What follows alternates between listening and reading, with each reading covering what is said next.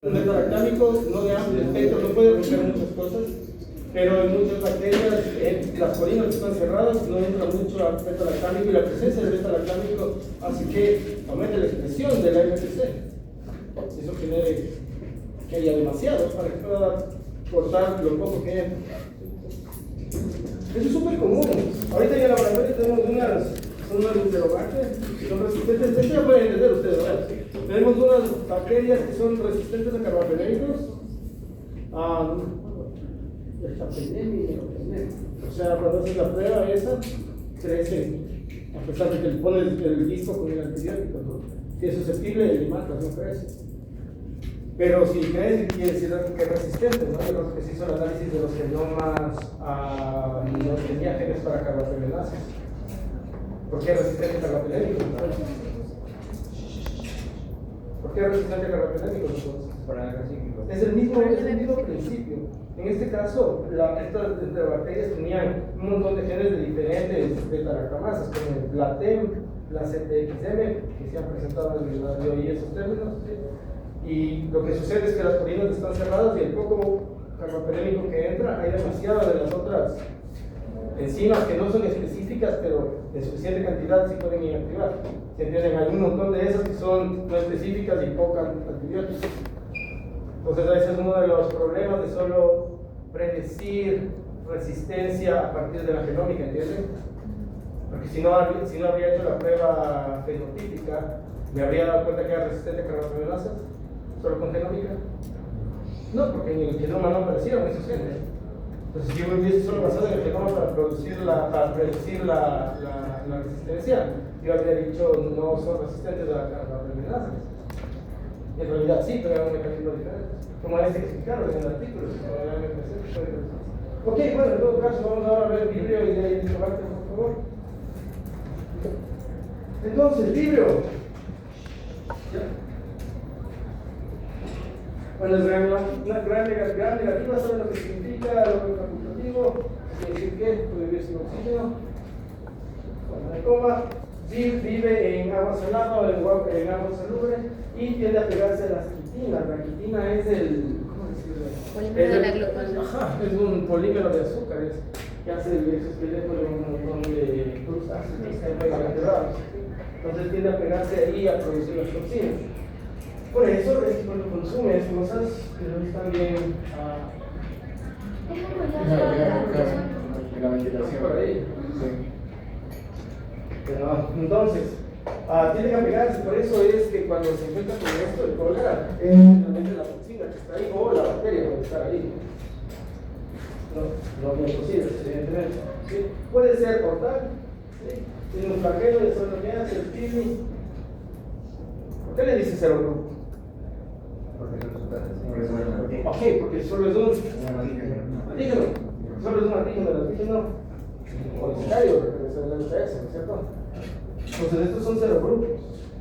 En el caso de Coli, el serogrupo era O157 y para hacer el serotipo ya usaba él.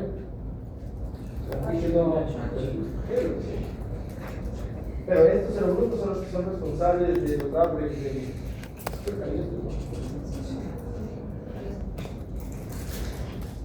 Bueno, cuanto a la salubridad, evidentemente, lo que hace es invadir la mucosa, producir diarrea, pero ustedes ya pueden tener una idea de cuál sería el background de la diarrea, cuál sería el problema con estas acciones. ¿Qué les piden que desarrollen?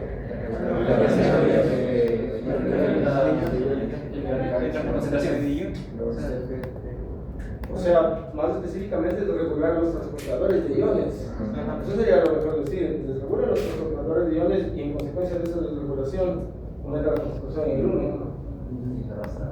Entonces, y eso está relacionado a que alguna proteína que es producida por Vibrio, que es secretada fuera de la célula, que puede unirse a la célula epitelial y meterse y dañar varias cosas, que vamos a ver. Ok, entonces, aquí atacan los ignorantes. ¿Y los otros que están ahí? Las tetraciclinas.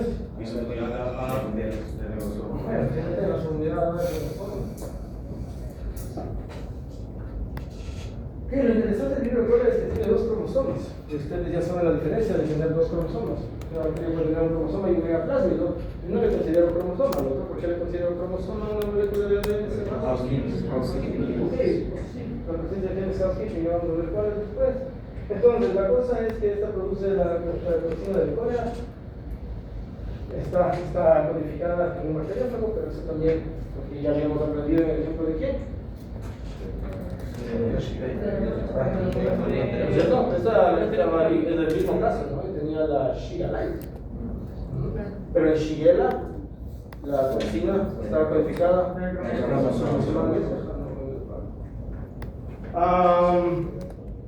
vamos a ver más de eso, del móvil, de eso ya sabemos. Significa vibrar, en latín vibrio, evidentemente. Y eso es porque le veía hablar. En el viajero, nada así, vibrar, por eso vibra. ¿Qué es alofílico? Hay otras especies, pero la mayoría son alofílicas. ¿Qué es alofílico? ¿Qué le gusta? Filo es, si es hidrofílico, le gustaba el agua, entonces filo es que le gusta, ¿no? Entonces, ¿qué es algo? No. Halógeno. Está relacionado con la sal, sí, son compuestos que pueden formar ¿Que le gusta la estructuras sal? como cristales. La sal es un cristal de cloruro de sodio, ¿no? Estos halógenos tienden a hacer eso. ¿Qué le gusta? Pero hay algo que se llama luz halógena también, donde disparan una corriente eléctrica a un gas de halógenos y lo es. Usan en odontología. Supongo que todos han pasado por eso, ¿no? Cuando les hacen las calzas, les ponen una sustancia que es como pegajosa, pasta, pero es una sustancia que se polimeriza cuando le disparan luz halógena. Entonces, si les ponen algo y de ahí ponen esa cosa que está ahí y pita, eso es una pistola de luz halógena. Están haciendo es polimerizar la calza. Ok, eso es, entonces eso es que le gusta la sal. Entonces tiene tolerancia, vivir sobre un montón de concentración de cosas fáciles de sacar, los guiones, eso, no lo que eso ya vimos. Sensible al ácido, para todo el representativo, bueno, vamos a ver más, aquí funciona esto. Ok, la patogenicidad de esto, aparte de todas sus toxinas, es la capacidad de producir membranas, vesículas, outer membrane vesicles. ¿Sí? ¿Qué hacen estas vesículas? Pueden paquetar varias moléculas que les pueden ayudar a lidiar con el estrés medioambiental. ¿Y qué también creen que pueden paquetar ahí? Entre todas las cosas, ¿qué ayudaría? No sé cómo formular bien la pregunta ahorita. Sí, ya digo ese término raro de lo que llama.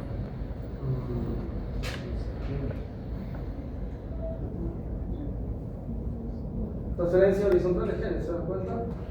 ¿Qué vehículos se usan? ¿Qué vehículos hemos aprendido que se pueden usar? El primero es el plasma, ¿no? Que necesita de pila de conjugación. También el bacteriófago. El ADN puede quedar libre en el medio y la bacteria lo puede formar. También hay estos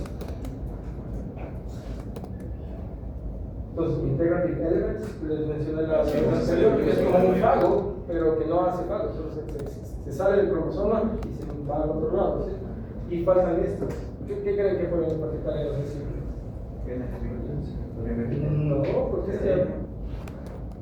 ya había revelado yo la respuesta, pero no. ¿Cómo? ¿El gen? ¿Quién de? Bueno, genes de resistencia, sí, evidentemente. Porque estoy hablando de un vehículo de transferencia, ¿no? ¿Y cuál sería la ventaja del vehículo de transferencia en este caso? De este vehículo. Que puede ser inusitada. ¿Cómo? Que puede ser inusitada fácilmente. Correcto. Porque para hacer conjugación, ¿qué necesita? Un pil.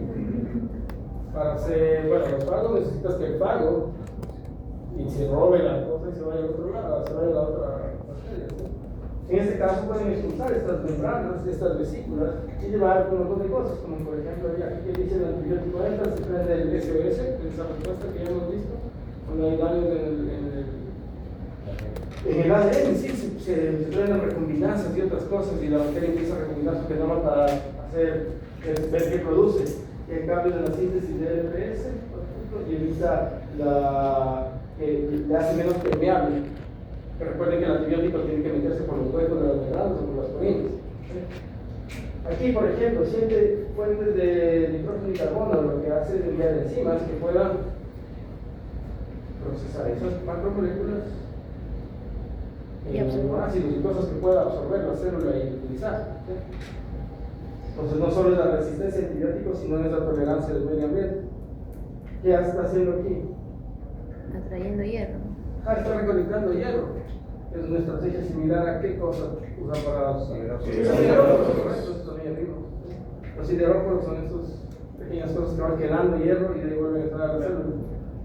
Es lo mismo aquí, con los receptores de zinc. ¿Para qué sirve el zinc?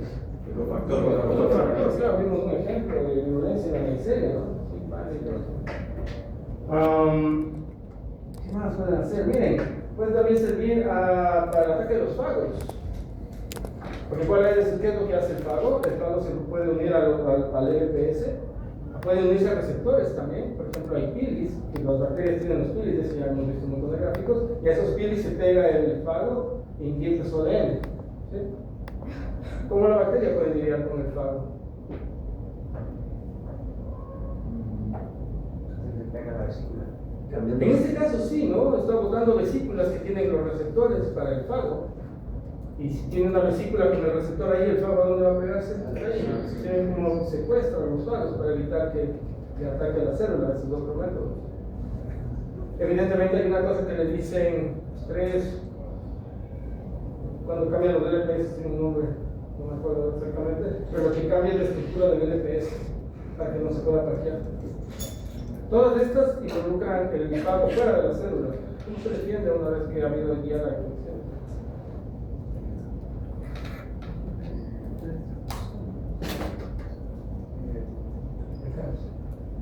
CRISPR-Cas, claro, es un capítulo de biología molecular. CRISPR-Cas, el CRISPR-Cas es una secuenciación, CRISPR que es del locus, ¿no? ¿Y qué pasa? Que tiene aquí el locus, que tiene varias secuencias de qué? De otro fago que van a cargar. ¿De fagos y de qué más? ¿Qué otro ADN puede entrar? ¿Cómo? Plásmidos, correcto. Puede tener secuencias de fagos o de plásmidos. Entonces, digamos que el fago negro le infecta y ya tiene la memoria, ¿no? Lo que hace es transcribir esta cosa, todo.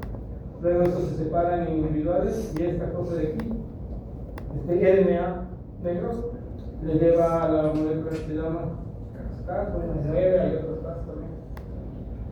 Y esta, ¿cómo se va a unir con el invasor?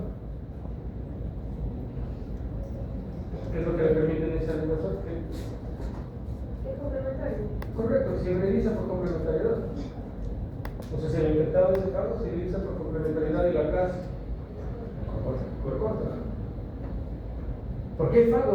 Bueno, ustedes entienden el fago, porque el fago puede ser lítico, ¿no? Y bueno, no le conviene que le destruya, entonces tiene que defender. Es un sistema adaptativo, por eso le dicen que es el sistema inmune. ¿Por qué adaptativo? Porque si la población de bacterias está expuesta a un fago, lo que puede hacer es generar memoria de los invasores. ¿Sí entienden? Pone las secuencias de los invasores en el locus CRISPR. ¿Sí entienden? Es como las células de memoria. Las células de memoria que son células que se quedan apagadas y ya producen un antígeno en función de un anticuerpo que tiene un antígeno. Ok, entonces sí se puede defender de los fagos. ¿Y por qué se defendería de los plásmidos? Bueno, ahorita ya entramos, vamos a ocupar ese tema de paso. Hay una cosa que se llama los grupos de incompatibilidad, que es cómo se clasifican los plásmidos. Entonces hay diferentes grupos de plásmidos y la clasificación es por esto. Entonces vas a encontrar C, F, bla, bla, bla. ¿Sí? Eso quiere decir que son incompatibles los fagos unos con otros. ¿Se entiende? ¿Y por qué son incompatibles? Porque los fagos son unas moléculas circulares que para replicarse, ¿qué sitio cis tienen? Biología molecular otra vez. ¿Cómo? El ORI, correcto. Y el ORI es un sitio cis para qué gran factor, grupo de factores. El replicoma, correcto. El replicoma que incluía la temasa y la ricasa y la fulgrasa y la temasa y todas esas, se va a unir al ORI. Entonces, esa maquinaria, esas proteínas se unen a este ORI. ¿Ya? Son compatibles con el 1 ORI. Pero hay otro que tiene un OR diferente, no compite con eso, ¿entiendes? Pero ¿qué pasa si a la bacteria entra un plásmido que tiene este mismo OR? ¿Se entiende? Si entra, ¿qué va a hacer? Le va a robar los factores y va a empezar a replicarse más. Ya tenemos una selección natural ahí, es un ejemplo de selección natural. Entonces, si la bacteria tiene el plásmido, es viable para la bacteria, quiere mantener el plásmido. ¿Cómo se defiende de plásmidos incompatibles? Por eso estaba hablando de esto, ¿no es cierto? Porque ¿qué es cuando entra el fago? Es una molécula de ADN que entra, ¿no es cierto? Y le destruye porque se indemniza y está recorte. ¿Qué es el plásmido? ¿Qué es el plásmido? Una molécula de ADN, simplemente que entra diferente, ¿no? Pero es una molécula de ADN que va a entrar a la célula ahí. Y en este caso, si es incompatible, le destruye. Y ya de paso aprendieron lo de la clasificación de los plásmidos, incompatibilidad. Incompatibilidad porque pelean por los factores transvalores. Eso sería una respuesta molecular, ¿no? Eso sería una respuesta más un poco fenotípica, dirías, ¿no? Cambia algo en su fenotipo para evitar que le infecte. ¿Qué más dice ahí? Ahí están la resistencia a antibióticos. Degradación del antibiótico, ejemplo de una que degrada el antibiótico. ¿De la camasa de alguien que modifique el antibiótico?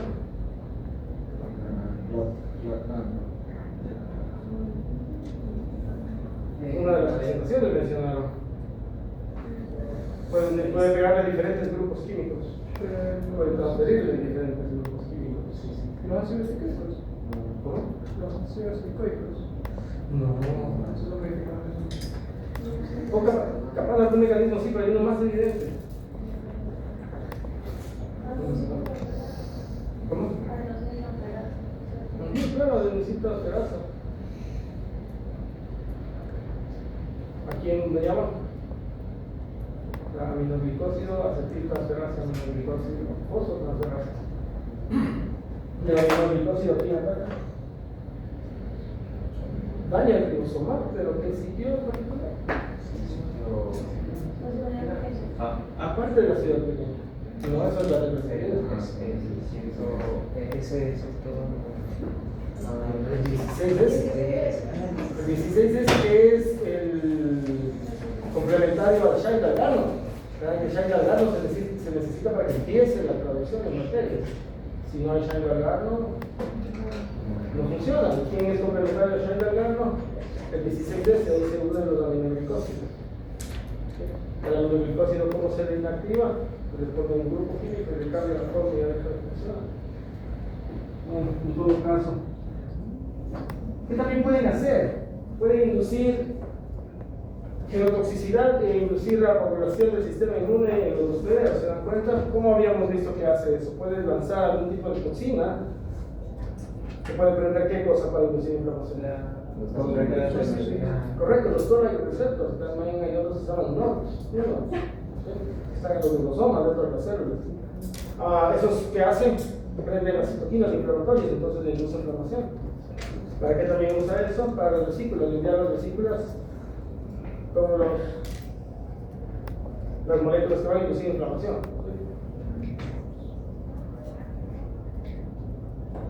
La de aquí, para degradar el moco, aquí manda el antígeno. Ustedes saben lo que va a hacer el antígeno va a inducir inflamación. ¿Sí? Sulfatasa. La sulfatasa, como ven aquí, van a asumir que induce a la degradación del moco. ¿Sí? Lo que sucede es que cuando el muco, ustedes saben que es una red de glicoproteínas, que la proteína se llama muco. Esta es una proteína que está glicosilada, tiene azúcar, y esos azúcares están sulfatados. Toda la red de azúcares sulfatados. Entonces, la bacteria lo que bota es una sulfatasa. Empieza a romper esos grupos sulfato y se empieza a abrir.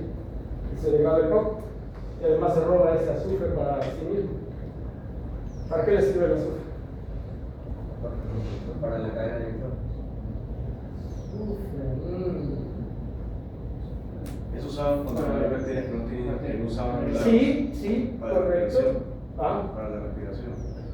Sí, es lo que dice él, sí, los cofactores, pero hay algo más, hay un aminoácido que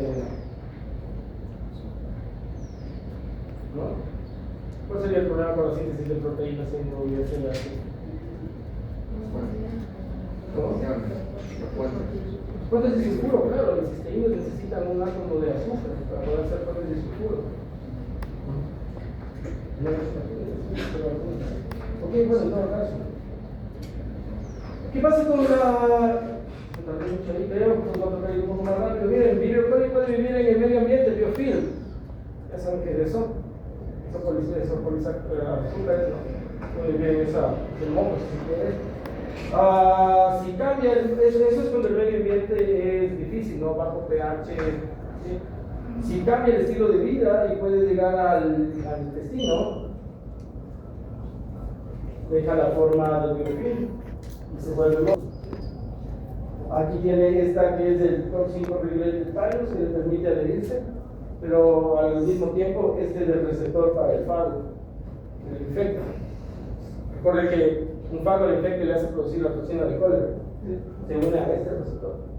Recuerde que es un virus, ¿no? Igual que los virus. El SARS-CoV-2, ¿a dónde se une? El bacteriólogo de la pepsina, ACE2. Lo mismo aquí. Entonces, ¿qué pasa aquí? Una vez que se ha unido, ¿qué está desregulando? El flujo de cloro. Por lo tanto, el flujo de agua. ¿Qué transportador está asociado con el cloro? Entonces hay una variedad de toxinas. ¿Sí? La que hemos estado viendo es esta, la toxina del cólera. ¿Sí? Esta tiene varias unidades, A y B.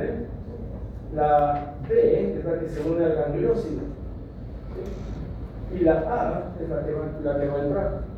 Una vez que está aquí, activa enzima de esa. ¿Qué significa AC? Adenil ciclasa, correcto. Esa va a coger ATP para quitar dos fosfatos y le va a ciclar a AMP y va a salir AMP cíclico. Este AMP cíclico va a inducir de varias maneras la activación del CFTR. Volvemos al mismo problema, ¿entienden? El mismo problema de coli, es el mismo receptor, es el mismo nicho, ¿no? Es la manera en cómo se activa. ¿Sí? Para el cloro ya saben la historia de eso. ¿Sí? Ahí está otra que se llama, dato interesante de la biotecnología. Cuando hacen, ustedes saben que hay diferentes maneras de hacer, producir antígenos en las vacunas, ¿no? O sea, ya han visto que se está llegando el de mRNA, también puedes hacer viral, ¿no? Modificamos adenovirus. Pero hay unos casos en donde usas una proteína. En un caso, si tiene el adenovirus modificado, ya hay el genoma, ¿no? En el otro le ponen el mRNA. En este caso, lo que hacen los investigadores es, a la toxina del cólera le quitan la subunidad A1 y A2, que son las tóxicas, y le dejan la subunidad beta. ¿Sí? En vez de eso le ponen la toxina. Y eso hacen para vacunar animales a través de la comida. ¿Por qué se puede vacunar a animales a través de la comida? ¿Qué tejido? ¿Cómo se llama eso? MALS. Mucus Associated Lymphodepletion. ¿Cómo dice eso? ¿Honduras? Mucus Associated Lymphodepletion. Estás ampliando antígenos. Entonces lo que hacen es para meter el antígeno dentro de la célula, usan la subunidad B. Entonces, ¿qué va a hacer? Esa proteína tiene la subunidad B y esa se une al gangliósido y esta parte de aquí se va a meter, pero ya no es la parte tóxica, ya es del antígeno. Entonces las células que puedan comerse eso pueden presentar, pero bueno, esa es otra historia, nada más. Colitis, ahí está, si ven, ¿fuentes de qué? Fuentes de sulfuros, por eso necesita el azúcar. Esta colitis lo que hace es inhibir, miren, hace un camino retrógrado. Esto es Golgi, pero para atrás de Golgi, ¿quién está? El retículo endoplasmático, se sale del retículo endoplasmático, ¿y a quién inhibe? ¿Qué está inhibiendo en general? ¿Qué proceso? Está inhibiendo la producción. ¿Pero qué está inhibiendo en particular? ¿Qué proceso? ¿La iniciación, la evacuación o la terminación? La elongación, ajá, porque eso significa Eukaryotic Elongation Factor 2. Esta es una proteína que es un agente pedazal, que lo que hace es pegarse al ribosoma y realiza el GTP y hace que el ribosoma se mueva para el 3'. ¿Recuerdan que el ribosoma se va moviendo hacia el 3' en la producción? ¿De dónde saca la energía para moverse para allá? Desde el factor de aquí, factor de elongación, hidroliza el GTP y hace que se mueva para allá. Bueno, si eso está inhibido, evidentemente no funciona. ¿Cuál otra? Esta de aquí. No le consideran per se una toxina, pero lo que puede hacer es inducir el daño de la ocludina. La ocludina hace parte de qué complejo? ¿Cómo se llama todo el complejo de la que hace parte de la ocludina? ¿Cómo? Son los desprecios, los tight junctions o la célula ocludens. ¿Sí? La ocludina. Esa es la que hace que las células epiteliales estén unidas y también permite que pasen cosas de una célula a otra. Pero ¿qué pasa si se rompe? Va a haber un fluido celular. ¿Sí? La diferencia aquí es que los solutos están saliendo, entonces el agua que saque adentro va a salir. Pero ¿qué pasa aquí? Que se está abriendo el epitelio y también va a salir más. Entonces, en este caso, no es que está desregulando el transportador, está dañando la arquitectura del epitelio. Ok, ¿qué más? Eso tenemos de aquí. Lo mismo, SOT. ¿Qué creen que quiere decir SOT? Sonurocludens tóxico. Entonces, lo que va a hacer es algo un poco más complejo, en donde se prende el inositol fosfato, el PLC, el gas, y eso reestructura el citoesqueleto, pero también, como ven aquí, la proteína SOT va a dañar la sonurocludens, evidentemente. Entonces, ¿qué hace? Lo mismo. Dañar la arquitectura del epitelio, hace que se abra. Entonces, si ven las toxinas, si una bacteria tiene todo este conjunto de toxinas, no solo que saca el agua de las células, sino que abre el epitelio. ¿Qué más aquí? Esta de las repeticiones, ¿qué hace? Daña la célula, pues se daña el citoesqueleto, lo mismo le cambia la forma. Recuerden que la descripción tridimensional en el eucariotos está dada por quién? Por el citoesqueleto. Si se daña el citoesqueleto, pierde la forma. ¿Sí? Y esta case de aquí se regula lo mismo, ¿no? Canales de iones. Entonces, si ven, estas toxinas no solo pueden desregular los canales de iones, sino también la estructura del epitelio. Se puede dar diarrea, deshidratación, hipotensión, bueno, ¿qué quiere decir taquicardia? Eso es fácil. Aumento, claro, sí, más rápido. Taquipnea. ¿Qué es taquipnea? Respira más rápido. Taqui es rápido, ¿no? Taquicardia es fácil. Pnea es aire. De ahí viene la palabra neumático. Con aire, aire.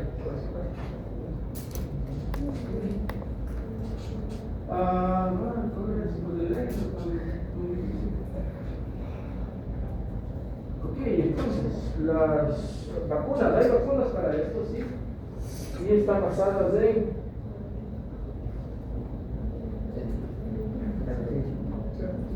el antígeno del monosacárido, porque entonces, esto de aquí es un ejemplo de qué cosa. O 139. No, es un cero grupo. Cero grupo es cuando hablamos solo de un antígeno principal, que es el O. Cuando el serotipo es más específico y usa el H, pero no en equilibrio, ¿no? Es en igual el H.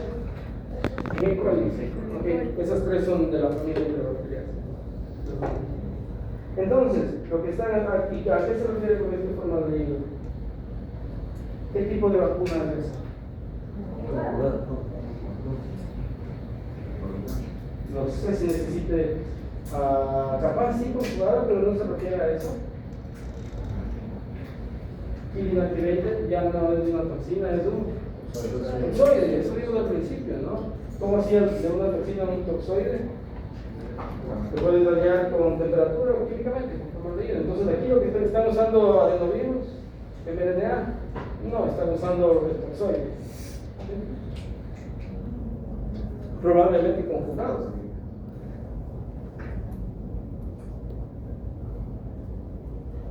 Ok, tiene dos cromosomas, como les había dicho. El pago. Un cromosoma tiene todo eso y tiene los genes para la transcripción y la traducción. Ejemplo de un gen para la transcripción. La polimerasa, el factor sigma, que aumentaba la transcripción, de acuerdo a la relación regular. Traducción. Factores bacterianos de elongación, el 16S de DNA. La unidad mayor, por ejemplo, porque el 16S está en el otro cromosoma. ¿Por qué la otra molécula grande de ADN no es considerada un nucleótido? Porque tiene, entre otras cosas, tiene 16S. Estas tissue proteins son chaperonas, si se acuerdan, ¿no? Estas lo deben ponerse encima para evitar que cambien de estructura cuando se sube la temperatura. Ok, entonces tienes dos cromosomas. Una vez que el vago invadido puede meterse en cualquiera de los dos sitios.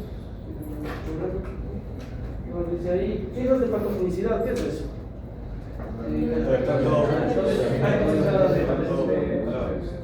Tienes un conjunto de genes que codifican para factores de virulencia que están juntos en un loci, un pedazo de ADN, están juntos todos, generalmente en homeones, es decir, un promotor para varios genes. Ese es el pago. Ese pago lo que lleva es el gen que codifica para la toxina del cólera, esa que tenía la subunidad A y B. Aquí vemos los rojas. La que codificaba la adenosínas. Esa usa ese pilo, es un pilo que está en uno de los slides, Toxin Regulated, algo así. Ese es el que usa para unirse. Bueno, eso está fácil. Una vez que esté infectado por el pago que puede producir, evidentemente la toxina. Los reservorios, es el agua y los invertebrados, porque se unen a la toxina.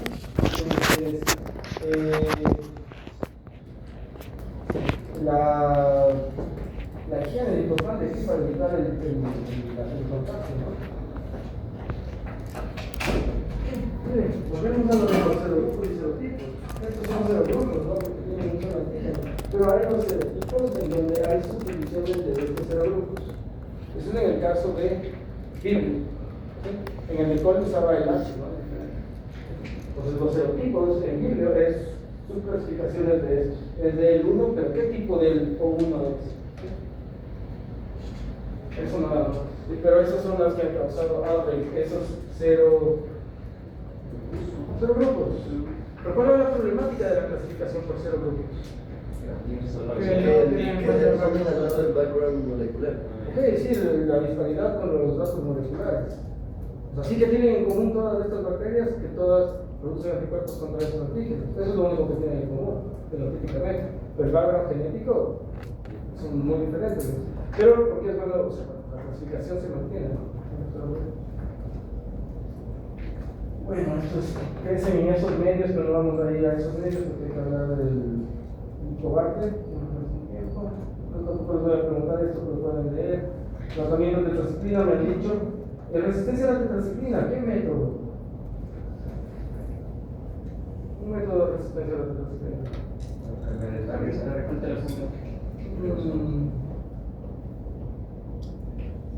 Bombas de flujo. Esa es la más común. Bombas de flujo. Codifica para estas bombas que queman ATP y botan tetraciklina afuera. Tomate el pílori ahora.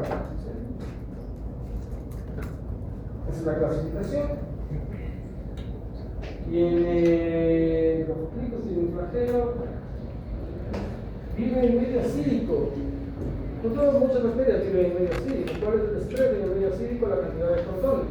¿Cuál es el problema? Que las proteínas que producen tienden a proteinizarse. Como el rendimiento y el cambio de estructura. Y ustedes saben que la baja de pH es porque hay más protones libres, el balance del hidrógeno y el OH. Entonces lo que tienen que hacer es producir un mecanismo que le permita aumentar el pH. ¿Saben cómo se llama? ¿No han oído ese mecanismo? Características, este es complicado porque necesitas CO2, necesitas esas cámaras que que producen CO2 no crece sin CO2, encima del 10%, y además necesitas, puedes usar agar sangre, pero el agar chocolate, que sabes que es lo mismo, pero calentado de no fácil acceso. Unas características. Ureasa. Catalasa positiva, ¿qué quiere decir eso? ¿Qué tiene la catalasa? La catalasa es una enzima que hace que peróxido de hidrógeno, peróxido de hidrógeno, entonces se está dependiendo de especies reactivas de oxígeno. La oxidasa positiva puede ser respiración, es la que pasa a los electrones, al último sector de electrones, y la ureasa, ¿qué hace la ureasa? ¿Cómo? Quita las Rompe la urea. Rompe la urea, y la urea de alguna manera es una molécula que va a aumentar la cantidad de protones. Entonces la urea es un ácido. Si pones un medio líquido urea, ¿qué va a pasar con el pH? Se va para abajo, se hace ácido. Entonces la ureasa, ¿qué hace? Rompe la urea. Rompe la urea, y si rompe la urea, Sobrevive la menos bacteria. ácido, ¿entiendes? La urea acidifica, ¿no? Si tú tengo un medio líquido y pongo urea, ¿qué pasa con el pH? Se va para abajo, porque la urea puede buscar protones y crear el hidrógeno. Se va para abajo el pH. Pero si la bacteria necesita que no baje el pH, lo que hace es romper la urea, claro. Y evita que baje el pH y luego subir un poco el pH puede sobrevivir. Si baja mucho el pH, se queda en forma de coco y se queda a dormir, si se quiere, duerman. No hace nada metabólicamente, pero resiste el pH. Si ella puede subir un poquito el pH, utilizando la ureasa, se vuelve a prender, sale de ese forma de esa dormante y empieza a producir toxinas. Vamos a hablar más de eso. Se tiene que adherir, evidentemente. La urea es rota por la ureasa, como hemos dicho, entonces así puede lidiar con la acidez. Flagela, ustedes saben para qué sirve eso. Exotoxina, la PAC, ¿qué hacía eso? La vacuna de exotoxina. Sí, eso vimos en E. coli, también había una que podía hacer eso. Pero, sí, hay un spade, ¿se acuerdan de los spades? Hay un spade que puede botar también una PAC. Bueno, miren esto de aquí. Para todo el daño de la mucosa, mucinasas, proteasas, lipasas. Ustedes saben que es una inyección. Desde la aguja hasta los genéricos, inyectar un sinnúmero de cosas que pueden inducir inflamación, porque esa es una proinflamatoria, pero también puede inducir el remodelamiento de la célula e inducir apoptosis, porque pueden prenderse señales de apoptosis, pero también pueden desregular el señalamiento celular e inducir cáncer, últimamente. ¿Y se han dado cuenta que se puede derivar a cáncer? El Bardet-Biedl. ¿Por qué hace eso? Porque hay este caja que se llama cytotoxina, que se llama Gene A, creo que en alguna presentación ya lo mencionaron, recuerdo haber oído de ese nombre. Es la primera oncoproteína identificada de bacterias, que es una oncoproteína. Una proteína que va a inducir cambios en la regulación de la célula y inducir el desarrollo de tumores. ¿Cuál es la diferencia entre un supresor de tumores y un oncoproteína?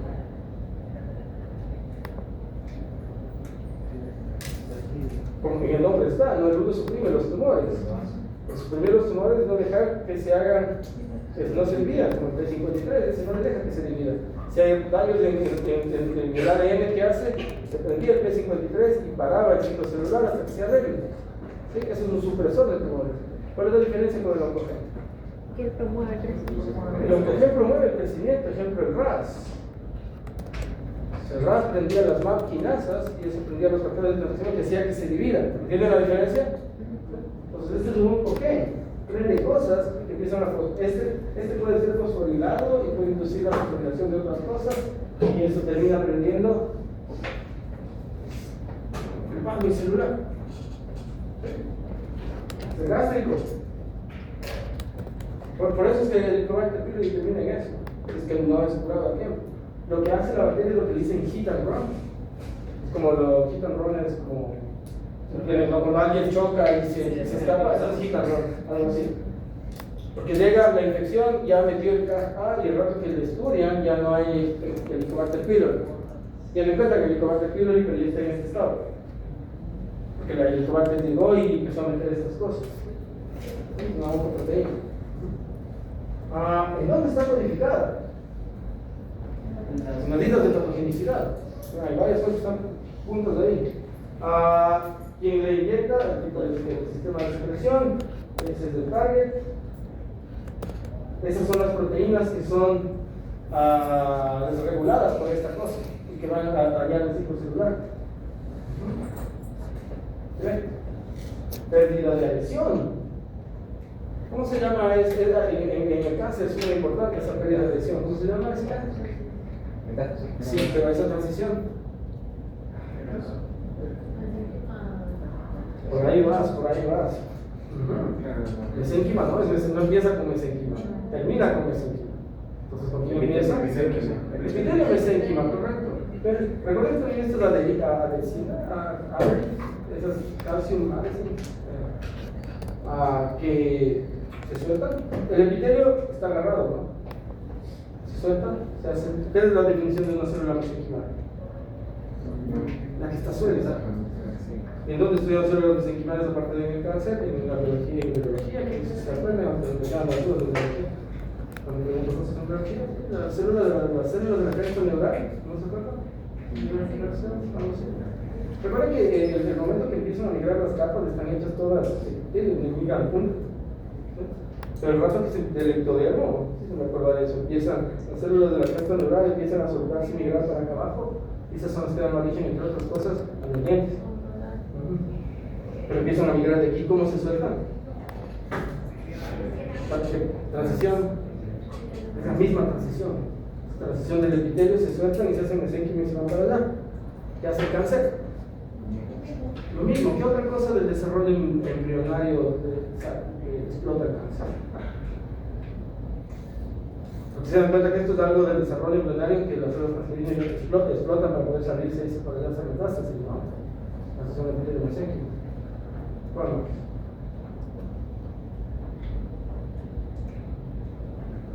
¿Cómo tolera el crecimiento de un feto? Tiene que presentar antígenos fetales, porque si no presenta antígenos fetales, le reconoce como cuerpo extraño y le va a atacar, le va a destruir. ¿Qué hace el cáncer para esconderse? ¿Y por qué puede hacer eso? Porque es la misma célula, tiene los mismos genes, ¿se dan cuenta? Es la misma célula, ¿tiene genes para hacer eso? Claro que sí. ¿De dónde salió todo nuestro organismo? Del cigoto. Pues todas las células tienen los mismos genes. Ok, bueno. Ok, inflamación. Entonces, los virus, hay los oncovirus, los famosos oncovirus. ¿Qué hacen los oncovirus? Producen proteínas que desregulan el ciclo celular. Siempre he oído de. Sí, presentaron eso en los campos escolares, no sé qué era. Human Endogenous Retrovirus, los retrovirus endógenos humanos. Tenemos el 8% del genoma, el 8% del genoma nuestro es así. Y esos virus están apagados, pero están hechos fenocromatín. Sí, pero en algunos casos se prenden. Y como esos virus tienen LTR, como terminan repeats, prenden la expresión de cosas. Y desregulan, y de hecho les usan como biomarcadores. Esa fue su presentación, ya se miraron que ayer vi esa presentación en el molecular, no cambié, creo. Usan como biomarcadores para el cáncer. Ok, bueno, no se olviden de eso. Ahí está la toxina BAC-A, esto puede hacer varias cosas. Entonces puede inducir inflamación, perdiendo toll-like receptors, puede inducir apoptosis, liberando el citocromo 6. Usted sabe que el citocromo 6 libre en el citoplasma termina perdiendo ¿qué cosas? Las caspasas, que son las receptoras de la apoptosis. Y también puede inducir la vascularización, que es algo que ya hemos mencionado. Entonces hace varias cosas. ¿Sí? Pleiotropía le dicen, ¿no? Pleio es varias. ¿Dónde lo han visto ese prefijo antes? Pleiomorfo. Tiene varias formas. Dependiendo del tiempo de cultivo, cambia de forma. analizar la patología, llega, se adhiere, lo que empieza a hacer es, ¿sí ven? La urea es neutralizada por la ureasa que le rompe. Y neutraliza el ácido gástrico. Lo que puede terminar haciendo es causar inflamación. ¿Por qué? Para causar inflamación. Tiene varios argumentos para decirme. Porque el sistema del tipo 4 inyecta el KA, que va a reducir la expresión de antiglobulina 8. Y además tiene un montón de argumentos para decirme por qué estas células van a entrar en apoptosis y perder la regulación. ¿Qué más dice aquí? No mire eso lo que estábamos hablando, mire, aparte del KA, puede inyectar también el peptoglicano, es lo que dice ahí PG. Puede entrar el peptoglicano últimamente y eso va a prender los NOD1, que son parásitos de los toll-like receptors, son sensores, tiene la célula, para determinar lo que en conjunto se les llama DAMS es de daño, damage. PAMS entonces, ajá. PAMS. Pathogen Associated Molecular Pathway. Los NOD y los TOL. ¿Sí? Si son de daño, es damage, ¿no? Son los neutrófilos tienen esos. Okay. Aquí este simplemente es para que se acuerden los tipos de sistemas de secreción. ¿Sí? Se clasifican en dos grupos grandes, donde se tiene un solo paso, que es directamente desde el citoplasma de la bacteria al citoplasma del hospedero, como el ejemplo que acabamos de ver del KA. Tienes esta, pero ¿en dónde termina? En la matriz extracelular. Entonces, un ejemplo de un factor de violencia que usa este sistema de secreción. Vimos hace un ratito la mucinasa. En el slide anterior estaba la mucinasa. ¿Cómo sale la mucinasa? No sale por aquí, sale por ese sistema que termina en la matriz extracelular, ¿no? Estos de aquí tienen dos pasos. Estaría el espacio intermembranal y de ahí ser expulsados.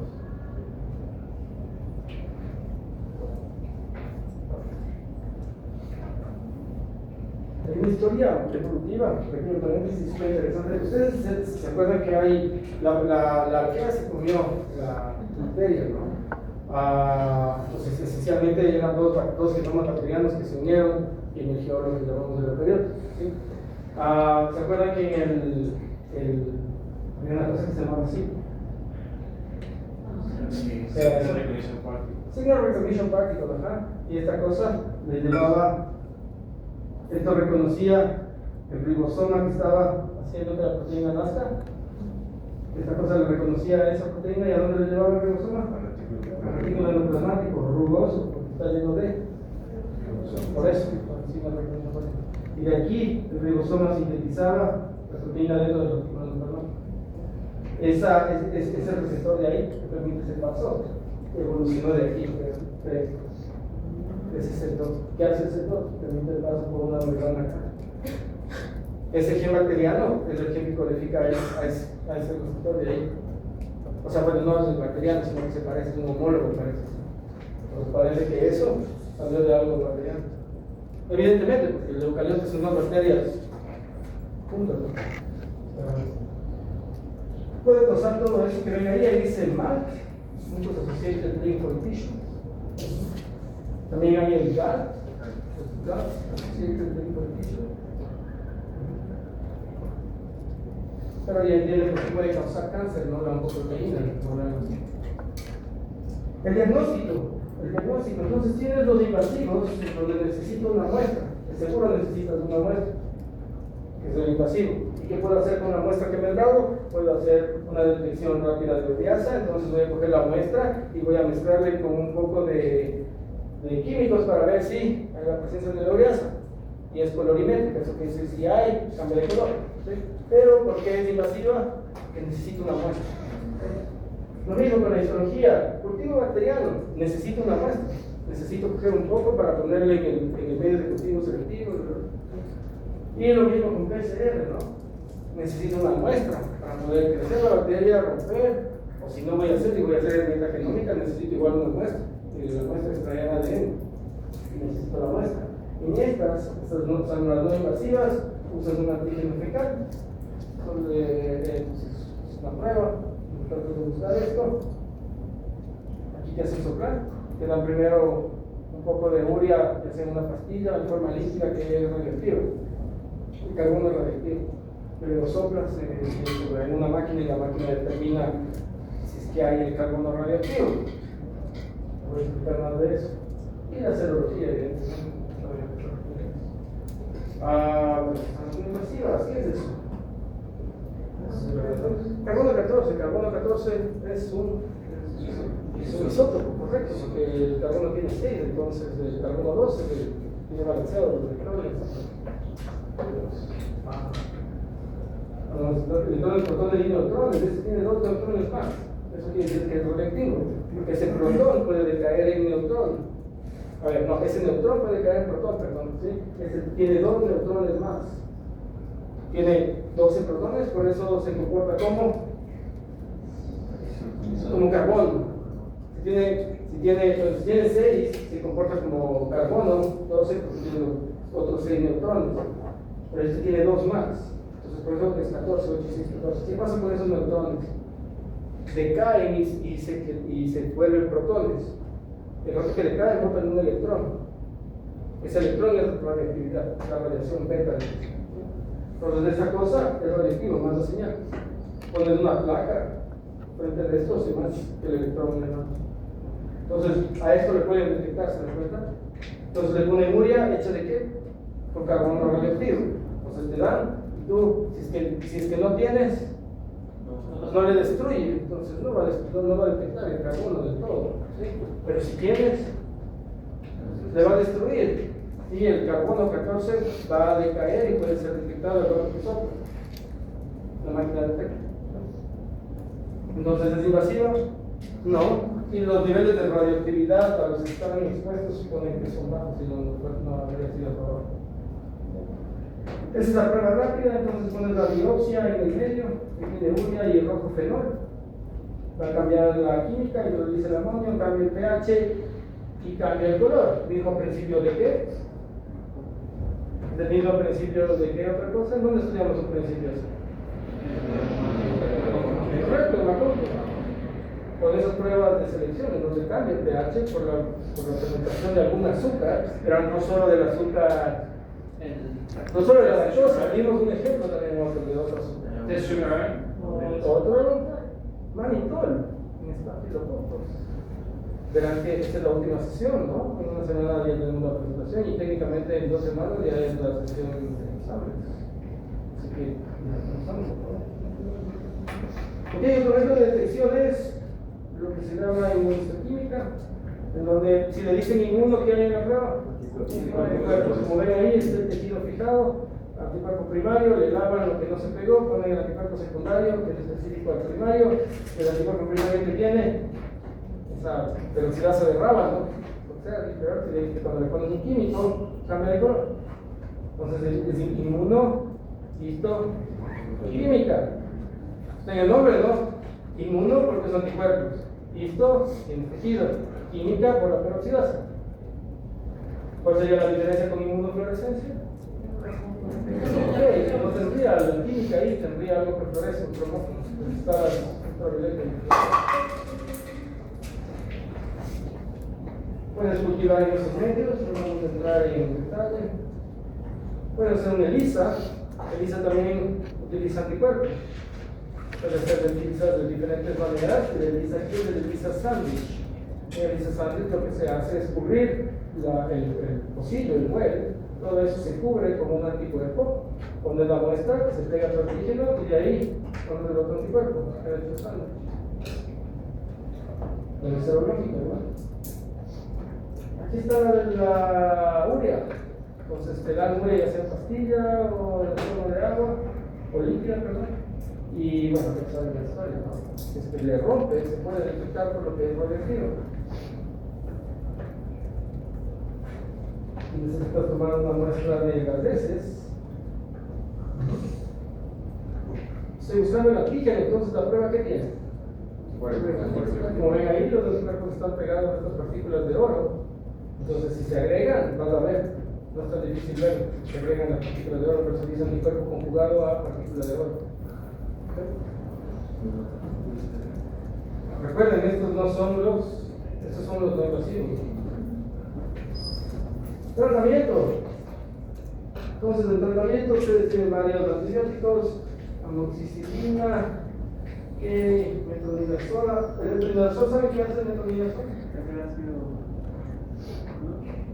No, sí lo debes mencionar alguna vez. Prodroga. Es un ejemplo de una prodroga, necesita ser oxidada, por si lo reducción en la célula. Y se activa y se hace un radical, empieza a pegarse a proteínas de ADN y empieza a desaparecer. Entonces la resistencia a esas involucra las óxidos reductasas que le prenden. Esas las bacterias las tienen apagadas. No se activa la prodroga. Ok, aquí, ¿qué usan? Usan antiácidos. ¿Sí hay?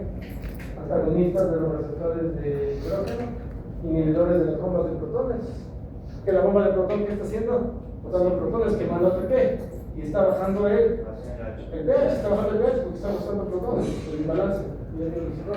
Pero ¿por qué quieres subir un poco la... No parece counterintuitivo?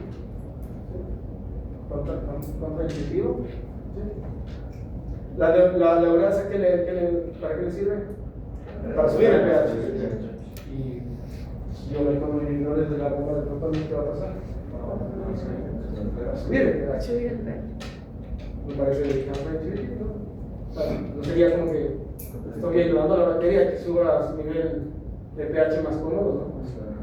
Pero eso tiene más que ver con el uso de los antibióticos. La estabilidad de varios antibióticos, los que están aquí, ¿sí ven? Esos antibióticos que están aquí son degradados por el ácido. Entonces, si tú dejas que dejas que se mantenga ácido, el antibiótico va a llegar al lugar, pero se va a degradar. Entonces, no nos conviene que se quede ácido. ¿Se entiende? Pues, ¿cuál es la cosa aquí? La bacteria es la que quiere subir el pH. ¿Por qué usamos drogas que suben el pH? Sería como que le estamos ayudando, ¿no? Pero el problema son los antibióticos. Y el otro problema es lo que les había mencionado hace un rato. El rato que el pylori está en un pH súper bajo, se queda en forma de coco, como dormante. Y esos son uno de los temas de los review papers que se llama persister cells. ¿No? ¿Alguien tiene eso de los persister cells? Estoy seguro que son bacterias que se hacen metabólicamente inactivas y esas, los antibióticos no entran. ¿Sí? Entonces haces tratamiento y se quedan metabólicamente activas, quitas el tratamiento y vuelven a nacer. Persister cells, ¿sí? Dormante. Eso es lo que hacen cuando están en pH bajo. Entonces, primero se me daña el antibiótico, segundo, ¿qué estoy induciendo? Que el pylori se vaya a su estadio apagado y el antibiótico, si es que hubiese, no pudiese entrar. ¿Sí? Entonces, ¿qué sucede cuando sube el pH? Primero, que no se me dañe el antibiótico, y segundo, que el pH. ¿Por qué usa la ureasa el pylori? Porque quiere subir el pH. Porque cuando sube el pH, cambia de forma dormante a forma metabólicamente activa y puede invadir. ¿Entiendes? Entonces, ¿qué estamos induciendo al subiendo el pH? Que sea metabólicamente activa y que el antibiótico, que ahora sí vale porque el pH es más alto, pueda funcionar. Entonces, a pesar de que parezca contraintuitivo, ayudarle a subir el pH es como para mejorar el efecto del antibiótico. Cuando yo para pregunta, inducción múltiple, pero qué mentira. Haga pregunta abierta, doctor. Ese es lo que el doctor puede hacer, hago con inteligencia artificial, porque es una herramienta de mi trabajo, y es como si yo puedo hacer yo. ¿Cómo crees que voy a hacer el examen? A la antigua. Es lo mismo que usted. Está súper sofisticado, redactado el paper, para producir inteligencia artificial, y van a leer las preguntas. Está sofisticado las formulaciones, voz pasiva. Ok, en todo caso. Sesión 8, 21 de mayo. En una semana tenemos ya la presentación, entonces hoy van a recibir ya las notas de las actividades 1 y 2 en el Blackboard. Tengo su último examen. Va a subir una foto de todo, no tienen que calcular nada. Ustedes tienen sus lecciones, recuerden que hay que subir eso, pero ya les voy a subir la invitación. Como tengo las presentaciones de los grupos que nos faltan, les puedo dar las notas hoy. Hoy espero que después de clase vea los borradores. Lo que más tengan es la última revisión que hago, ¿verdad? Y en una semana ya tenemos la presentación del review paper, ¿sí? Y en 2 semanas tenemos el examen. Entonces ya se acabó la primera clase. Ok, vamos a ir con la presentación. La de grupos. Pero antes de eso, les devuelvo su